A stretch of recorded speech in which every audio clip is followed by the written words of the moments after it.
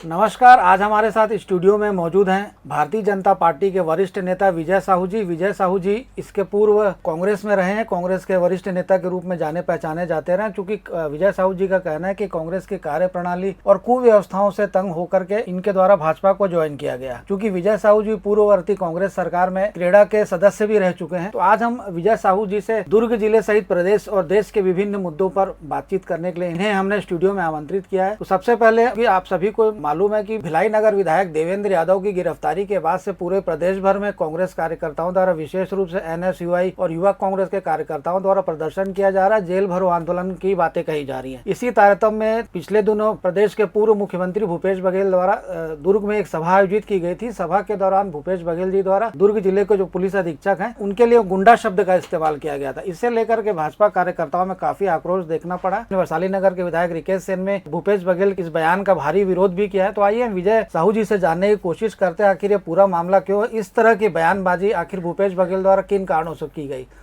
हाँ सर, सबसे पहले एक सवाल आप ये, चूंकि जैसा कि देखने को मिल रहा है भिलाई नगर विधायक बलौदा बाजार वाले मामले में भिलाई नगर विधायक देवेंद्र यादव की गिरफ्तारी के बाद से पूरे प्रदेश में कांग्रेस के द्वारा प्रदर्शन किया जा रहा है और इस गिरफ्तारी को अवैध ठहराया जा रहा है, तो इसमें आपका क्या कहना है? देखिए, ये तो पुलिस जांच का विषय है और जब वहाँ पे बलौदा बाजार में इतनी बड़ी हिंसक घटना हुई, जो जहाँ तक हम लोग जान रहे छत्तीसगढ़ के इतिहास में कभी नहीं हुआ कि कलेक्ट्रेट को, पूरे कार्यालय को जला दिया गया हो, तो निश्चित रूप से उसकी जांच तो होनी थी। और जांच होनी थी तो हम लोग सभी लोग जानते हैं कि जो सतनामी समाज की मांगे थी और जो सतनामी समाज का जो इतिहास रहा है वो गुरु बाबा घासीदास जी के उसमें एक रास्ते पे चलने वाले लोग हैं, शांति के प्रतीक हैं, प्रेम के प्रतीक लोग हैं। तो निश्चित रूप से वो लोग ऐसा नहीं कर सकते थे, ये पूरे छत्तीसगढ़ के लोग जानते हैं। तो वहाँ पे कोई गलत तत्वों का प्रवेश हुआ था और उन गलत तत्वों ने उस आंदोलन को हिंसक आंदोलन बनाया। उसकी जांच पुलिस ने की और उस जांच में जो भी उनको फाइंडिंग मिला, जो फैक्ट मिले हैं, उसके आधार पे काफ़ी सोच समझ के कार्रवाई पुलिस डिपार्टमेंट द्वारा की गई है। तो उसका विरोध करना कहाँ तक लाजमी है? आपके हिसाब से आपको छोड़ दिया जाए छत्तीसगढ़ में फ्री, आप कहीं भी आग लगाओ, कहीं भी कुछ भी करो, तो ये कानून का पालन तो सभी को करना पड़ेगा, चाहे हम हो चाहे वो हों। और चूंकि ये भी पिछले दिनों बलौदा बाजार पुलिस द्वारा कुर्सी पार में देर रात छापा मार करके कुछ युवकों की भी गिरफ्तारी की गई थी। निश्चित रूप से कई लोगों की गिरफ्तारी हुई है और मैंने कहा ना, अगर जो लोग गिरफ्तार हुए हैं और जो वहाँ पे साक्ष्य मिले होंगे उनके विरुद्ध मिले होंगे, इसलिए पुलिस ने वो कार्रवाई की है। वो भी माननीय विधायक हैं, कोई बिना सोचे समझे इस तरह के कार्रवाई, इतनी बड़ी कार्रवाई नहीं कर सकता है। और हम सभी को, पुलिस प्रशासन को, हम लोग सब जिम्मेदार लोग हैं, हमको सहयोग करना चाहिए, ना कि विरोध करना चाहिए। जैसा कि साहू जी पता है आपको कि देवेंद्र यादव की गिरफ्तारी के बाद से पूरे प्रदेश भर में युवा कांग्रेसी आक्रोशित है। एनएसयूआई द्वारा जगह जगह धरना प्रदर्शन किया जा रहा है। विशेष रूप से जेल भरो आंदोलन की तैयारी की जा रही है, जेल जा रहे हैं। पिछले दिनों जो भूपेश बघेल जी की सभा हुई थी दुर्ग में, उनके द्वारा दुर्ग जिले के पुलिस अधीक्षक, उनके लिए गुंडा शब्द का इस्तेमाल किया गया था। तो इसे लेकर के भाजपाइयों में काफी आक्रोश देखने को मिला। तो इसे आप किस नज़र से देखते हैं, किस पहलू से देखते हैं? अभी ज़्यादा दिन बीतते नहीं हैं, लगभग 8-9 महीना पहले श्री भूपेश बघेल जी प्रदेश के मुखिया थे और वही जितेंद्र शुक्ला जी आईपीएस थे, उन्होंने उनके नीचे मातहत काम किया। उस समय वो ठीक थे और आज की परिस्थितियों में वो गुंडा हो गए। तो मुझे लगता है ये प्रशासन के साथ लड़ाई नहीं है, ये एक्चुअली जो मुझे दिखता है कि कांग्रेस के अंदर कई खानों में लड़ाई चल रही है। आज जो देवेंद्र यादव को अरेस्ट किया गया, देवेंद्र यादव के पक्ष में युवक कांग्रेस एनएसयूआई ने प्रदेश भर में प्रदर्शन किए, तो अब ये अपने अपने गिरफ्त में कांग्रेस को लेने की तैयारी का, जैसे जिस हिसाब से तालिबान को पैदा किया गया था, जिन्होंने पैदा किया उसको तालिबान ने खा गया, ओसामा बिन लादेन को पैदा किया गया, उन्होंने उनको खा गया। ये भी वही एक लड़ाई का हिस्सा है। तो ये आगे चलते रहेगी। और ये चूँकि मामला आज भाजपा से, प्रदेश शासन से जुड़ा हुआ है, तो ये एक बहुत गंभीर मामला है। जहाँ तक आप बात बता रहे हैं, आज भी मैं देख रहा था भिलाई 3 में भी आज प्रदर्शन चल रहा है, कल भी रात में प्रदर्शन हुआ, कल भाजपा के लोगों ने किया। तो आप ये बताइए, वहाँ प्रशासन काम कर रहा है, तो इनको किसने छूट दिया कि आप अपराधियों को पकड़ने, आप शिनाख्त करें? ये तो पुलिस का काम है। तो वो भी एक गलत परंपरा चालू की गई। और सबसे बड़ी बात है, भूपेश बघेल जो उस दिन किसी कार्यक्रम में दुर्ग आ रहे थे, तो उनके पास इतनी बड़ी सिक्योरिटी है, तो उनके सिक्योरिटी फोर्सेस को मालूम रहा होगा कि सामने पहले से वहाँ पे धरना प्रदर्शन, लोग वहाँ सांकेतिक धरना प्रदर्शन कर रहे थे। भाजपा के लोग कर रहे थे, बजरंग दल के लोग कर रहे थे। आप जानबूझ के जाके उस भीड़ में शामिल हुए, उनके साथ वार्तालाप करने लगे, जो आपका मुझे नहीं लगता ये चीज़ें उन्हें करनी चाहिए थी। और जब विरोध हुआ तो आप ये बोलने लगे कि मेरे ऊपर हमला कर रहे हैं, मेरे ऊपर ऐसा कर रहे हैं। ये एक सुर्खियों बटोरने का तरीका है, उनके हाथ से कांग्रेस की राजनीति निकलते जा रही है। क्योंकि ये जब से ये प्रकाश में आया है तब से लगातार जैसा कि देखने को मिल रहा है, अभी वैशाली नगर विधायक रिकेश सेन जी द्वारा एक बयान जारी किया गया था जिसमें जो पुलिस अधीक्षक को गुंडा शब्द का इस्तेमाल किया गया था, उसे लेकर रिकेश ने काफी आक्रोश जाहिर किया और उन्होंने कहा था कि इस तरह के शब्दों का इस्तेमाल करना पूर्व मुख्यमंत्री को शोभा नहीं देता। लेकिन उसके बाद ये देखा जा रहा है कि भिलाई नगर कांग्रेस कमेटी के अध्यक्ष मुकेश चंद्राकर जी, MIC मेंबर लालचंद वर्मा ने एक बयान जारी करा है कि रिकेश सेन जो है अखबार में बने रहने के लिए इस तरह की बयानबाजी कर रहे हैं। आप देखिए, छोटी बुद्धि के लोग हैं। रिकेश सेन जी ने जो कहा उचित कहा है। एक पूर्व मुख्यमंत्री के इस तरीके के शब्दों का इस्तेमाल नहीं करना चाहिए। दूसरी बात रही मुकेश चंद्राकर जी की, तो अभी 8-9 महीना पहले जो चुनाव हुए थे तो यही रिकेश सेन जी बहुत बुरी तरीके से लगभग 40,000 वोटों से उन्होंने मुकेश चंद्राकर को चुनाव हराया था। और उसी मुकेश चंद्राकर की अगुवाई में अभी दुर्ग लोकसभा का चुनाव लड़ा गया, जहाँ 75,000 के आसपास वोट से कांग्रेस वैशाली नगर विधानसभा में चुनाव हारी है। तो ये किनकी स्वीकार्यता है नहीं है, उनको आत्ममंथन करना चाहिए। यहाँ पे रिकेश सेन जी और भिलाई भाजपा के अध्यक्ष महेश वर्मा जी बहुत अच्छा काम कर रहे हैं और पार्टी को दिन ब दिन बहुत ऊंचाई पे ले जा रहे हैं। जहाँ ही गलत बात कहीं होती है तो रिकेश सेन जी का स्वभाव रहा है, वो शुरू से उन गलत चीज़ों को बर्दाश्त नहीं करते और उनका खुल के जवाब देते हैं।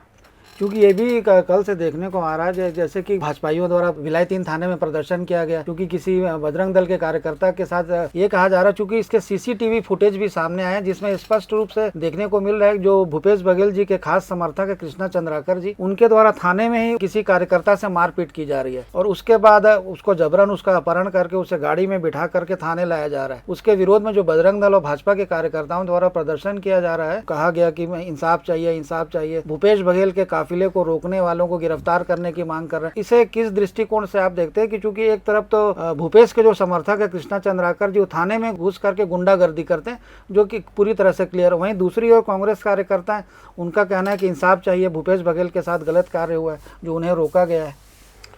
देखिए, इस पूरे घटना के पृष्ठभूमि में आप जाएंगे तो जो भाजपा और बजरंग दल के लोग उस दिन जो वहाँ पे सिरसा चौक पे जो धरना प्रदर्शन कर रहे थे, उसके एक रात पहले बजरंग दल के युवाओं के साथ, भाजपा के युवाओं के साथ कुछ लोगों ने मारपीट किया था।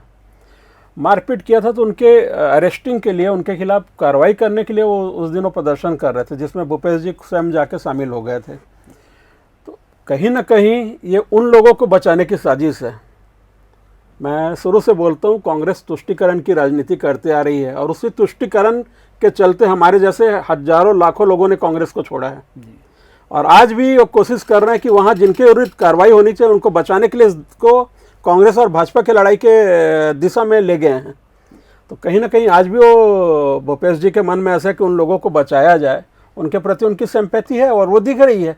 उसके इस घटना में आप क्या कहेंगे साहू जी, जो जैसा कि इस तरह का जो एक वाकया जो नजर आया है जिसमें CCTV फुटेज में क्लियर है कि किस तरह से वो घटना को अंजाम दे रहे हैं थाने में घुस करके, तो कृष्णा चंद्राकर के ऊपर भी तो किसी न किसी का वरदहस्त होगा। निश्चित रूप से, अगर आप इतनी ताकत के साथ, इतनी जिम्मेदार पदों में रहते हुए आप थाना परिसर में, थाने के अंदर, मैंने भी उस फुटेज देखा है, और आप वहाँ पे एक युवा को ले जा रहे हैं, घसीट के ले जा रहे हैं, उनके साथ मारपीट कर रहे हैं, थाने के तमाम स्टाफ, वहाँ के TI से लेकर सब अधिकारी वहाँ पे खड़े हुए हैं, तो ये तो बहुत गैर जिम्मेदाराना बर्ताव है और इनके खिलाफ बहुत सख्त कार्रवाई की जानी चाहिए। किसी को भी अपने हाथ में कानून को लेने का हक नहीं है। लेकिन अभी कांग्रेस कार्यकर्ताओं का, जैसा हमारे कुछ लोगों से चर्चा हुई है कि उनके द्वारा ये कहना है कि इस लाठीचार्ज के बाद उनका प्रदर्शन और उग्र होगा, उनके द्वारा प्रदेश सरकार के खिलाफ लगातार प्रदर्शन किया जाता रहेगा। जिन लोगों द्वारा भूपेश बघेल के काफिले को रोकने का प्रयास किया गया, उनकी जब तक गिरफ्तारी नहीं होती, जब तक इस आंदोलन को जारी रखा जाएगा, उनका ऐसा कहना है। देखिए, ये प्रदेश और ये देश कानून और संविधान से चलता है। कोई भी रहे, कानून का जो उल्लंघन करेगा उसको दंडित किया जाएगा और कोई अपना जोर दिखा के, अपनी ज़बरदस्ती दिखा के इस प्रदेश को चला नहीं सकता। आज विष्णुदेव साय जी के सुशासन की सरकार चल रही है। बहुत सज्जन आदमी आज हमारे मुख्यमंत्री हैं, बहुत सज्जन हमारे आज गृह मंत्री हैं विजय शर्मा जी, जो नक्सलाइडों में हिड़मा के घर में जाके बैठ के वहाँ पे मीटिंग कर रहे हैं। ये चीज़ें इनको रास नहीं आ रही कि इस प्रदेश से नक्सलवाद साफ हो रहा है।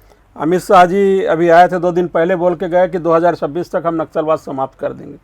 ये नहीं चाहते कि इन तरीके के छत्तीसगढ़ में शांति व्यवस्था स्थापित हो, इसलिए जगह जगह अलगाववादी तरीके से उपद्रव की चीज़ें जगह जगह कोशिश करेंगे अभी 5 साल। पर मैं जानता हूँ छत्तीसगढ़ में जो ये सरकार है बहुत सशक्त सरकार है और वो इनसे निपटना भी जानती है और निपटेगी। अब दूसरे मुद्दे पे हैं साहू जी, तो दूसरा एक मुद्दा ये आता है चूंकि अमित शाह जी के दौरे के उपरांत से ये जो जैसा कि जानते हैं आप भी महादेव सट्टा से कई लोग कहीं पर्दे के पीछे हैं, लाल होते जा रहे हैं, अच्छी खासी कमाई कर रहे हैं। तो चूंकि अभी महादेव ऐप का जो मामला है इसे सीबीआई को सौंप दिया गया है, तो आपको क्या लगता है ये जो सौंपा गया सीबीआई इसमें किस हद तक सफल हो पाती? चूंकि इस ऐप में कहा जाता है कि सफेद पोश अधिकारी भी जुड़े हैं। सबसे पहले तो मैं इसके लिए गृह मंत्री विजय शर्मा जी को बहुत बहुत धन्यवाद दूंगा कि उन्होंने इस पूरे घटनाक्रम को, पूरे घटनाओं को सीबीआई को सौंपा। और मुझे लगता है सीबीआई निश्चित इसमें बहुत बड़े रैकेट का और बहुत सारे उजले चेहरों का पर्दाफाश करेगी।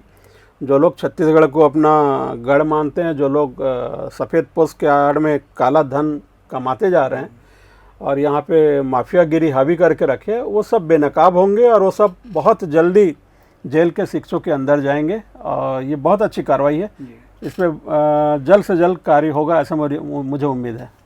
अब बांग्लादेश के मुद्दे पे अगर आए तो साहू जी, लोगों का ये भी कहना है कि सीबीआई के द्वारा जब से इस केस को हैंड ओवर किया गया है, जब से जांच की जा रही है, कोलकाता रेप कांड की जो पीड़ित महिला चिकित्सक उसे लेकर के रेप और मर्डर का जो मामला है, लेकिन वह लोगों का कहना है कि सीबीआई द्वारा अब तक किसी की गिरफ्तारी नहीं की गई, केवल जाँच को लेकर के इसे खींचा जा रहा है। देखिए सीबीआई अपना काम जानती है कैसे करना है, बहुत प्रतिष्ठित संस्था और बहुत बड़ा तजुर्बा है उनके पास। और जिस हिसाब से फीडबैक आ रहे हैं आप लोग के मीडिया के माध्यम से, काफ़ी तह तक वो पहुँच चुके हैं। बहुत जल्दी उसमें भी बहुत सारी घटनाएं, जो उस डॉक्टर के जो हत्या की गई है, जो उसके साथ गलत घटनाएं की गई, उसके पीछे बहुत सारे कारण थे, उन कारणों का भी उजागर होने वाला है। मैं समझता हूं कि जिस हिसाब से बंगाल में राज चल रहा है, जो मैं तो नहीं गया हूँ वहाँ पे, लेकिन जो बंगाली समुदाय के लोग भिलाई में जो हैं हमारे साथी लोग, उन लोग जो वहाँ की स्थिति बताते हैं, मुझे लगता है तत्काल केंद्र सरकार को हस्तक्षेप करना चाहिए और वहाँ की सरकार को भंग कर देनी चाहिए। वहाँ पे राष्ट्रपति शासन लगाना चाहिए, केंद्र को अपने हाथ में लेना चाहिए। नहीं तो वहाँ पे हिंदुओं के ऊपर जो बर्बरता हो रही है, जो अत्याचार हो रहे हैं, ये बहुत घातक है, ये बहुत तकलीफदेह है। बांग्लादेश में तो हो ही रहे हैं और यहाँ पे उसका प्रत्युत्तर दिया जा रहा है। ये गलत चीज़ें हैं और इस तत्काल राष्ट्रपति शासन वहाँ लगानी चाहिए। क्योंकि देखा जाता है कि आमतौर पर महिलाओं के ऊपर जब अत्याचार होते हैं, रेप और मर्डर जैसी घटनाएं सामने आती हैं, तो लोगों द्वारा कैंडल मार्च निकाला जाता है, मुर्दाबाद के नारे लगाए जाते हैं, आरोपियों को सजा देने की मांग की जाती। तो कहीं ना कहीं आपको ऐसा नहीं लगता कि कानून में बदलाव किए जाने की जरूरत है कि यदि किसी आरोपी के ऊपर आरोप सिद्ध हो जाता है तो उसे तत्काल मौके पर, जैसे चूंकि जैसा पश्चिमी देशों में होता है कि तत्काल मौके पर फांसी लग दी जाती है ताकि दूसरे लोगों को सबक मिल सके, तो भारत में कहीं ना कहीं कानून व्यवस्था एक प्रकार से लचीली कहा जा सकता है। माननीय यशस्वी प्रधानमंत्री नरेंद्र मोदी जी और माननीय गृह मंत्री अमित शाह जी इस दिशा में लगातार प्रयास कर रहे हैं। अभी आप कुछ दिनों पहले देखे होंगे कि आईपीसी की धाराओं को चेंज करके नई धाराएं, नया नामकरण किया गया। बहुत सारी चीज़ों को प्रैक्टिस में लाने के लिए बहुत सारे रिमूव किए जा रहे हैं पुराने कानून को। पर मुझे लगता है इस पर भी बहुत जल्दी बहुत अच्छे कानून आएंगे। धीरे धीरे उस सुधार की प्रक्रिया में देश आगे बढ़ रहा है और उस मामले में हमारे प्रधानमंत्री जी, हमारे गृह मंत्री जी बहुत चिंतित है, देश की जनता भी चिंतित है।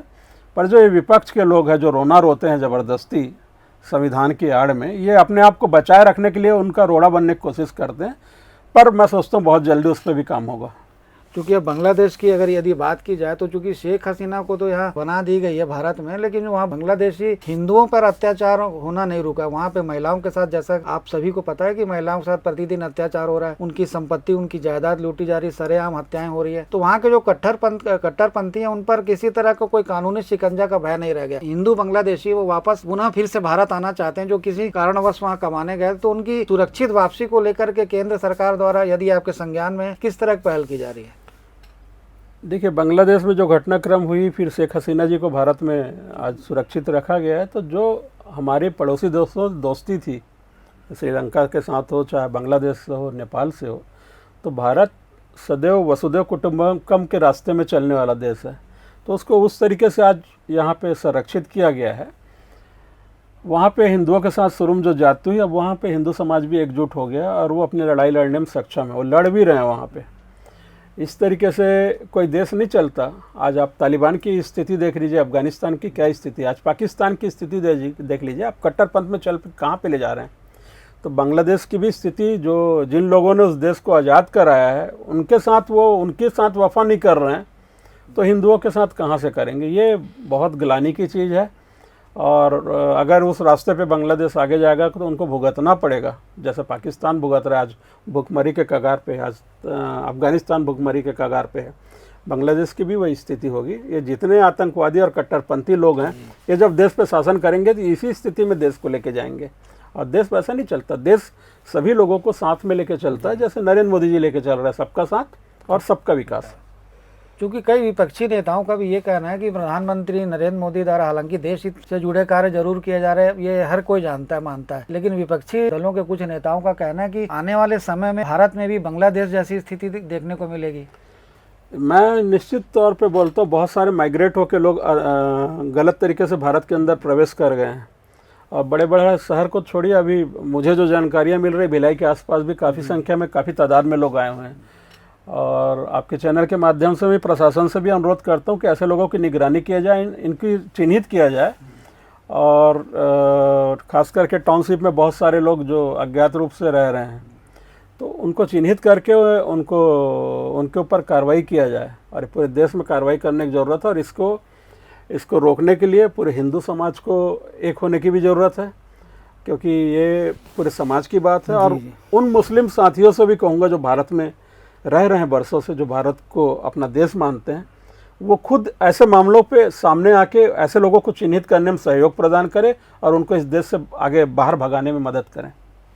क्योंकि अब ये भी देखने को मिल रहा है पूरे समूचे भारतवर्ष में जो रोहिंग्या मुसलमान हैं वो साधु संतों का वेश धारण कर अपनी दाढ़ी बढ़ा करके भगवा वेश में लोगों के पास जाते हैं, भीख मांग रहे हैं। तो इस तरह से कहीं ना कहीं जो रोहिंग्या मुसलमान एक तरफ भारत के अधिकांश हिस्सों में पहुंच चुके हैं। हालांकि इनके पकड़े जाने की भी खबर गाये बेगाये सामने आती है, लेकिन इस तरह के जो घटनाएं हो रही है, जो रोहिंग्या मुसलमान क्षेत्र में फैलते जा रहे हैं, इसे रोकने के लिए आपको क्या लगता है, किस तरह कदम उठाए जाने की जरूरत है? मैंने कहा ना, प्रशासन को तो अपना काम करना ही पड़ेगा, पुलिस प्रशासन और जो जिला प्रशासन, प्रदेश प्रशासन, लेकिन साथ साथ ये हम जो आम जनता हैं, हम लोगों की भी बहुत बड़ी जिम्मेदारी है।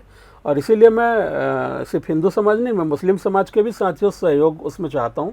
वो भी ऐसे लोगों की निगरानी करें जो लोग बाहर से आए हैं, और उनको बाहर भेजने के लिए तत्काल, चूँकि वो उस भाषा को ज़्यादा अच्छे से जानते हैं, उनके व्यवहार को अच्छे से जानते हैं, तो ऐसे लोगों को चिन्हांकित करके और शासन का मदद करें और उन लोगों को यहाँ से बाहर भिजवाएँ। ये थे हमारे साथ भारतीय जनता पार्टी के नेता विजय साहू जी, जिन्होंने प्रदेश या कहीं देश अपितु विदेश से अंतर्राष्ट्रीय स्तर के मुद्दों पर हमसे चर्चा की। तमाम चीजों के इन्होंने विस्तार से जवाब दिए। इनका कहना है कि चूंकि जिस तरह का कार्य भी किया जा रहा है कांग्रेस के कार्यकर्ताओं द्वारा, वो कहीं ना कहीं निंदनीय है। जिस तरह से धरना प्रदर्शन किया गया, जिसकी वजह से पुलिस को मजबूर होना पड़ा लाठी चार्ज के लिए, जुलाई 3 में जैसा की देखने को मिला, कांग्रेस कार्यकर्ताओं पर पुलिस ने लाठी चार्ज किया। तो इस तरह के तमाम सवाल जो है, चूंकि कोलकाता में महिला चिकित्सक के साथ हुए रेप और मर्डर के मामले में साहू जी ने कहा कि सीबीआई अपना काम कर रही है, जिसका नतीजा शीघ्र ही देखने को मिलेगा। साथ ही इनका कहना है विजय साहू जी का कि बांग्लादेश की जो प्रधानमंत्री रही है शेख हसीना, उसको भारत ने शरण देकर के सराहनीय कार्य किया। शीघ्र ही जो वहाँ के स्थानीय बांग्लादेशी हिंदू है, उनकी सुरक्षित वापसी को लेकर के भी प्रधानमंत्री नरेंद्र मोदी जी के नेतृत्व में लगातार प्रयास किए जा रहे हैं, तो इसका लाभ मिलेगा। लेकिन जिस तरह की जो सांप्रदायिकता की स्थिति बनती जा रही है, उसका भी कहीं ना कहीं निराकरण किया जा रहा है। इनका कहना है कि प्रधानमंत्री का एक ही लक्ष्य है, सबका साथ सबका विकास, जिस पर प्रधानमंत्री निरंतर अपने कदम से कदम मिलाकर लोगों की जो प्रधानमंत्री जी से जो अपेक्षा है उसे पूरी करते नजर आ रहे हैं।